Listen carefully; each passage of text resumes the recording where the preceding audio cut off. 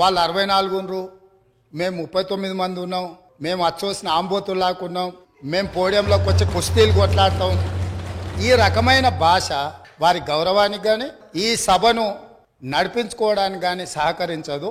Youth Congress vice ప్రెసిడెంట్గా కల్వకుంట్ల చంద్రశేఖరరావుకు అవకాశం ఇచ్చిందే కాంగ్రెస్ పార్టీ. సింగిల్ విండో డైరెక్టర్గా ఎన్నికల్లో పోటీ చేయడానికి ఇస్తే కాంగ్రెస్ పార్టీ తరఫున నిలబడి ఓడిపోయిందే చంద్రశేఖరరావు.